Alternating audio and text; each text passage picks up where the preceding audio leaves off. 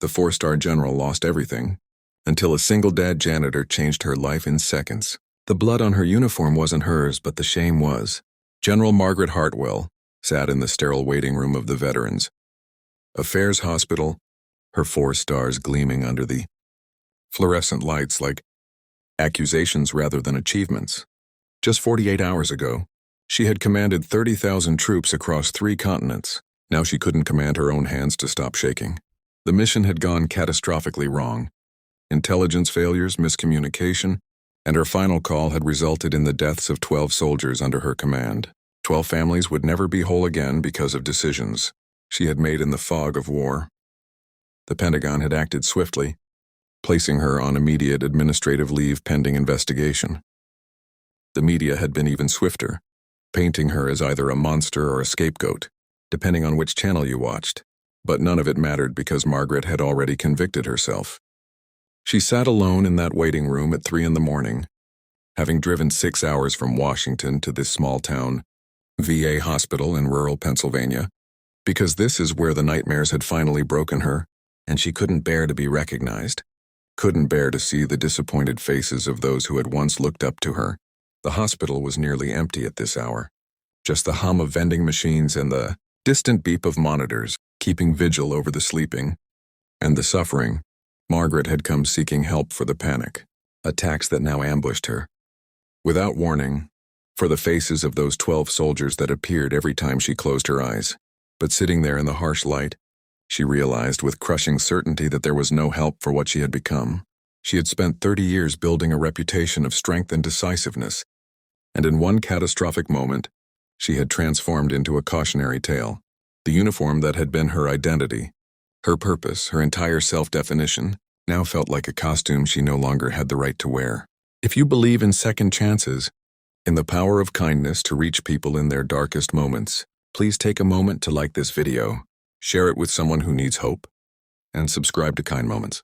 Your support helps us share stories that remind us we're never truly alone.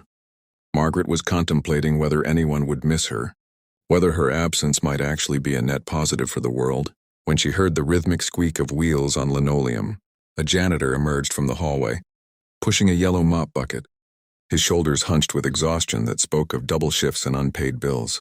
He was younger than she expected, maybe early 30s, with a face that carried its own geography of hardship. He didn't notice her at first, focused on his work with the methodical patience of someone who had learned to find dignity in tasks others overlooked. He began mopping the far corner of the waiting room, moving with practiced efficiency, and Margaret found herself watching him, grateful for any distraction from the spiral of her own thoughts. The janitor worked his way closer, and that's when Margaret saw what was clipped to his shirt pocket. A small photograph, worn at the edges from constant handling, showed a little girl, maybe 7 or 8, with bright eyes and a gap-toothed smile. The photo was positioned where he could see it every time he looked down, a talisman carried through the lonely hours of night shifts. Something about that image, about the care with which it was displayed, cracked something in Margaret's chest. Here was someone who had his own burdens, his own reasons to be working at 3 a.m. in a VA hospital, yet he carried a reminder of what mattered, of who he was fighting for. The man looked up and finally noticed her sitting there in her decorated uniform, and instead of the starstruck deference she usually received or the hostile recognition she now dreaded, his expression showed only gentle concern. He paused in his mopping, studying her face, with the kind of attention that suggested he was accustomed to seeing through surfaces to the pain beneath. Margaret tried to compose herself, to summon the mask of command she had worn for 3 decades, but she was so tired, so utterly depleted, that her face simply wouldn't cooperate. A tear escaped, then another, and she looked away in humiliation. A 4-star general crying in front of a janitor at 3 a.m. The man set down his mop and Margaret tensed, expecting him to walk away from this uncomfortable display of weakness or perhaps to offer the kind of hollow platitudes that people dispense when they don't know what else to do. Instead, he walked to the vending machine, fed in some coins, and selected 2 cups of coffee from the machine. He brought one to her, holding it out with a gentleness that suggested he understood that accepting help was sometimes harder than asking for it. Margaret took the cup with trembling hands, and the man sat down 2 seats away. Not close enough to intrude, but near enough to keep the loneliness at bay. They sat in silence for several minutes. Two strangers sharing cheap hospital coffee in the dead of night. The man didn't ask questions, didn't try to force conversation, simply offered the companionship of his presence. Finally, in a voice raw with exhaustion, he spoke. His words were quiet, almost as if he were talking to himself rather than to her. He said that he worked 2 jobs, the janitorial position and a day shift at a warehouse, trying to keep his daughter fed and housed after his wife had died from cancer 3 years ago. He said some days he was so tired he couldn't remember driving between jobs, couldn't remember his own name. But then he would look at that photo and remember why exhaustion was a price worth paying. He said that grief and guilt were terrible companions, that they whispered poisonous things in the quiet hours, that they had a way of making you forget that pain was proof you had loved something enough to lose it. He said that after his wife died, he had spent months convinced that he had failed her, that if he had noticed the symptoms earlier or pushed the doctors harder or worked more hours to afford better treatment, she might still be here. He said the guilt had nearly destroyed him until one night his daughter had found him crying in the garage and climbed into his lap and told him that her mother's last words had been that she was proud of him, proud of the father he was, proud of the man he had become. The janitor turned to look at Margaret then, really look at her, and in his eyes, she saw no judgment, only understanding that came from walking through his own valley of shadows. He said that he didn't know what had brought her to this hospital at 3 a.m, didn't need to know, but he could see that she was carrying something heavy, something that made her forget who she was underneath the weight. He said that his daughter had taught him that we don't honor the people we've lost by destroying ourselves, that the only way forward is to carry their memory while still believing we deserve to keep living. Margaret felt something shift inside her. Like tectonic plates finally releasing decades of pressure, she found herself talking, the words spilling out in a torrent she couldn't control. She told him about the mission, about the 12 soldiers, about the intelligence that had been wrong, and the call she had made, and the families who were now incomplete because of her.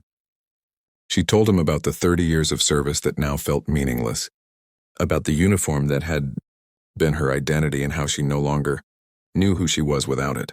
She told him that she had come to this hospital because she couldn't trust herself anymore, because the thoughts that visited her in the darkness were starting to make a terrible kind of sense. The janitor listened without interruption, his attention complete and unwavering. When she finally fell silent, wrung out and empty, he was quiet for a long moment. Then he told her something that would stay with her for the rest of her life. He said that 12 families were grieving, and that grief was righteous and real and should never be minimized. But he said that 13 families would grieve if she gave up now, that her own family and friends, and all the people she hadn't yet helped, were waiting for her on the other side of this darkness. He said that carrying the weight of terrible decisions was part of being human, that leaders who never questioned their choices were the dangerous ones, and that her pain was evidence of her humanity, not proof of her failure. He said that his daughter had asked him once if her mother was proud of her, and he had told her that pride isn't something you earn once and keep forever, that it's something you build every day by choosing to keep going even when stopping seems easier. He said that those 12 soldiers had served under her command, which meant they had trusted her with their lives, and the greatest dishonor she could do to their memory was to waste the life they had helped protect. He said that second chances aren't about forgetting what happened or pretending the pain doesn't exist. They're about deciding that your story doesn't end with your worst moment. Margaret sat with those words, feeling them settle into the broken places inside her. The janitor stood up then, collecting the empty coffee cups and preparing to return to his work. Before he picked up his mop, he pulled the photograph from his pocket and showed it to her more closely. His daughter's name was Emma, he said, and she wanted to be a soldier when she grew up because she believed soldiers were heroes who protected people. He said that Emma's hero worship was naive and incomplete, that she didn't understand the complexity and cost of military service, but he wasn't going to be the one to steal her innocence. He said that maybe when she was older and still wanted to serve, she would need leaders who understood both the gravity of command and the weight of failure, leaders who had walked through darkness and chosen to keep walking. He told Margaret that he didn't know if that was supposed to mean anything to her, but he hoped she would stick around long enough to find out. Then he smiled, a small, sad thing that acknowledged how broken they both were and how stubbornly they were, choosing to continue anyway. And he went back to his mopping, those wheels squeaking their rhythm across the linoleum floor.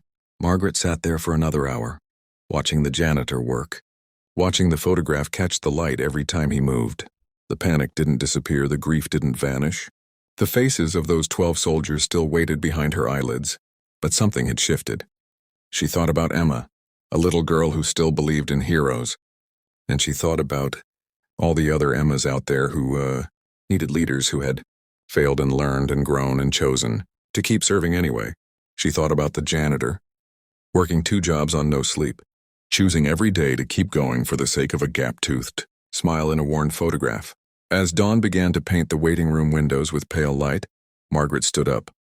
Her legs were unsteady, her heart was still heavy, but she was standing. She walked to the intake desk and signed up for the counseling services she had come seeking. Then she walked to where the janitor was finishing his shift, and she thanked him, the words inadequate but sincere. He nodded, understanding passing between them without need for elaboration, and told her that his name was David, and that he hoped she would take care of herself. If this story touched your heart, if you've ever felt lost in your darkest moment, please like this video and leave a comment below. Your engagement helps us continue sharing stories that remind us of our shared humanity. Margaret left the hospital as the sun rose over Pennsylvania, and the morning light felt different somehow, less harsh than the fluorescent glare of her sleepless night. She drove back to Washington with David's words echoing in her mind, with the image of Emma's photograph burned into her memory. The Pentagon investigation would take months, and the outcome was uncertain. The media would continue their dissection of her career and her character. The nightmares would not disappear overnight, and the weight of 12 lost lives would never fully lift from her shoulders. But Margaret Hartwell had received an unexpected gift in that waiting room, a reminder that we are more than our worst moments, that second chances are built from the decision to keep walking even when the path is dark. She had learned from a single-father janitor, working the night shift, that heroism isn't about never failing. It's about what you do after failure breaks you. And she had been given a purpose beyond her own pain. The knowledge that somewhere a little girl named Emma might someday need leaders who had learned wisdom through suffering, who had found their way back from the edge, who understood that true strength is measured, not by the battles you win, but by the choice to keep fighting even when you've lost. Before we end, please take a moment to comment below and share what this story meant to you. Your words create a community of hope for others who need it. The 4-star general had lost everything in the span of 48 hours. Her career hanging by a thread, her identity shattered, her confidence destroyed. But in those few minutes with a janitor named David, she had found something more valuable than any of it, a reason to believe that her story wasn't over, that second chances are written not in the absence of pain, but in the presence of purpose, and that sometimes the people who save us are the ones we least expect, appearing exactly when we need them most, carrying their own burdens while still finding the strength to help us carry ours.